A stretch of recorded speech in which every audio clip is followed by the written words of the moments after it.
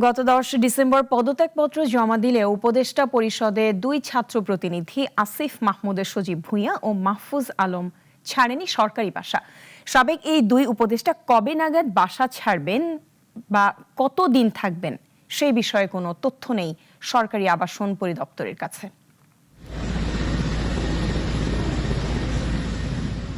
2024 সালের 5 আগস্ট ছাত্র জনতার গণ অভ্যুত্থানে আওয়ামী লীগের সরকারের পতন ঘটে। এরপর 8 আগস্ট অন্তর্বর্তী সরকার গঠিত হয়। সেই দিন থেকে সরকারে ছিলেন আসিফ মাহমুদ। তিনি স্থানীয় সরকার এবং যুব ও ক্রীড়া মন্ত্রণালয়ের দায়িত্বে ছিলেন।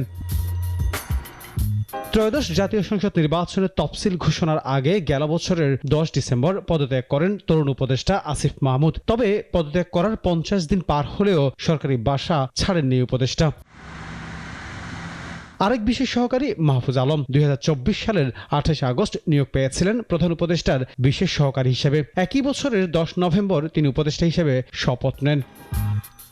2 উপদেষ্টা পদত্যাগ করলেও এখনো ছাড়েননি সরকারি বাসা। জনমনে এ নিয়ে উঠেছে নীতি নৈতিকতার প্রশ্ন। এরই মধ্যে আসিফ মাহমুদ জাতীয় নাগরিক পার্টির এনসিপির নির্বাচনী পরিচালনা কমিটির চেয়ারম্যান ও মুখপাত্র হিসেবে দায়িত্ব পালন করছেন। তবে সরকারি বাসা ছেড়েছেন বলে দাবি করলেও আসিফ মাহমুদ সজীব ভুঁইয়ার হেয়ার রোডের বাসা নিলয় 6 গিয়ে জানা যায় তিনি এখনো বাসা ব্যবহার করছেন। এদিকে হেয়ার রোডের উত্তরায়ণ 3 নম্বর ডুপ্লেক্স বাংলোতে থাকেন মাহফুজ আলম। কবে নাগাদ বাসা বুঝিয়ে দেবেন বা ছাড়বেন সে বিষয়ে গণমাধ্যমকে মাহফুজ আলম বলেন, নির্বাচনের আগেই বাসা ছেড়ে দেবেন।